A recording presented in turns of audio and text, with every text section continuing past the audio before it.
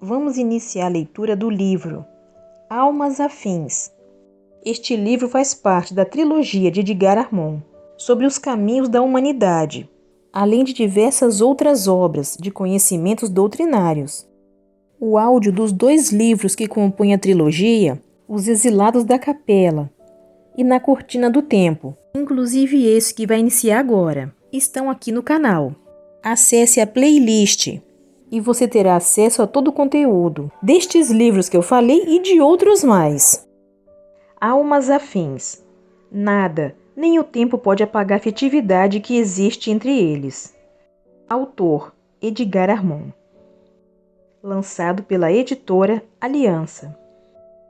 Informações que constam na contracapa do livro.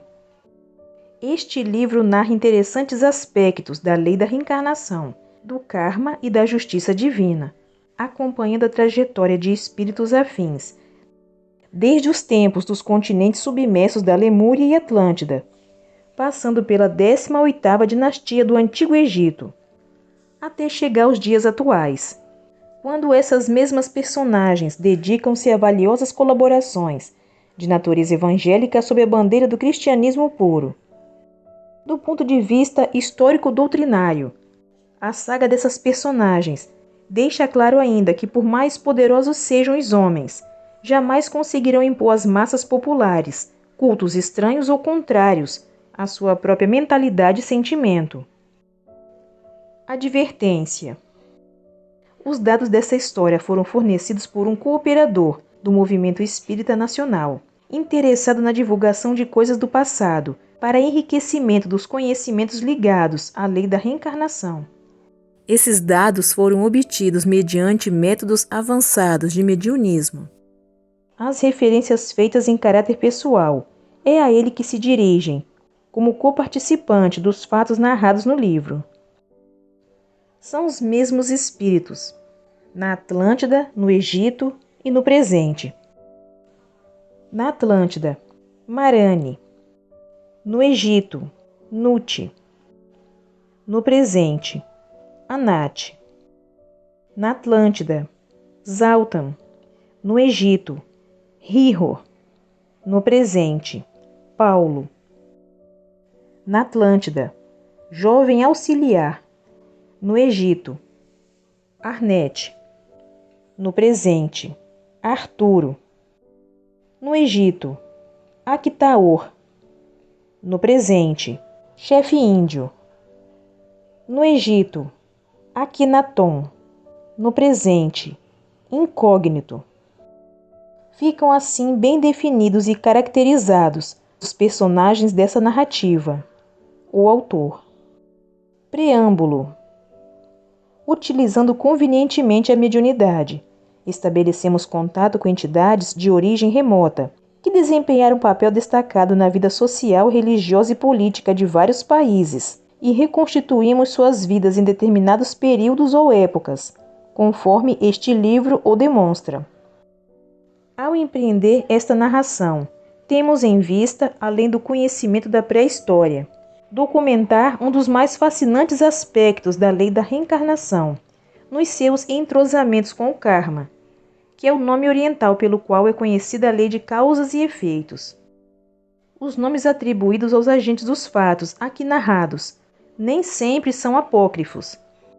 Quando apontam personagens históricas são verdadeiros, e somente quando se referem a espíritos conhecidos com atividades definidas em nosso país. Nestes nossos dias difíceis, são supostos e fictícios. Do ponto de vista histórico-doutrinário, cabe-nos também focalizar o fato inegável de que, por mais poderosos que sejam os homens, jamais conseguem impor às massas populares cultos estranhos ou contrários à sua própria mentalidade ou sentimentos. Em nossos próprios dias não vemos isto? Nos países comunistas, por exemplo, onde governos totalitários proíbem ou substituem cultos populares antigos por outros oficializados. Não são estes recusados pelo povo que se conservam fiel aos do passado? Familiares e costumeiros, que permanecem em seus corações e que ressurgem sempre como rebentos em terra ressequida, após as mais ligeiras chuvas? Neste livro, referimos-nos particularmente ao Velho Egito da 18ª dinastia. Um dos acontecimentos que mais profundamente influíram na política interna desse país, com poderosos reflexos no seu prestígio no exterior, como também na sua unidade nacional, foi aquele que ocorreu no ano de 1383 a.C., nos quais se envolveram os espíritos a que atrás nos referimos. O Egito era então um império poderoso, que estendera seu domínio sobre todas as regiões vizinhas. Havia uma tríade de deuses, Osíris, Ísis e Horus, deuses regionais, e um deus nacional, que era Amon. Este com o tempo absorveu o deus Ra, de Heliópolis, formando a dupla Amon-Ra, culto solar primitivo, exercido por uma poderosa classe sacerdotal, cujo chefe oficial era o faraó reinante, conquanto o verdadeiro realmente fosse o sumo sacerdote, com assento no templo de Tebas.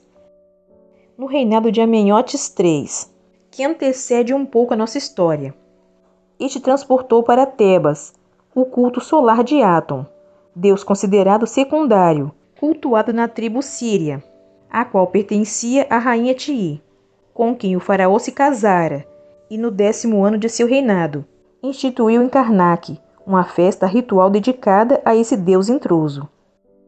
Com sua morte, seu filho Amenhotes IV subiu ao trono com 17 anos de idade e levou ainda mais longe a iniciativa.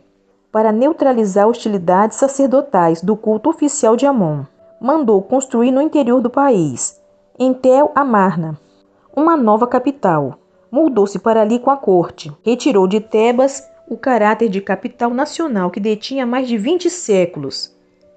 E na nova capital, mandou entronizar Atom como deus nacional, fundando na mesma época o Templo de Ábidos, destruído após sua morte e reconstruído por Seti I. Seu intuito era popularizar o culto ao Deus Sol, democratizar a vida social, extinguir o predomínio das classes ricas, sobretudo a sacerdotal, que retinha em suas mãos quase 1/3 do território do país, e aniquilar o politeísmo, criando assim o culto de um Deus único. Foi um governante de elevados conhecimentos espirituais. Tinha o nome egípcio de Anek, ao qual, ao oficializar o culto solar, incorporou o sufixo Atom, passando a ser conhecido como Anek-Atom, transportado para Akhenaton.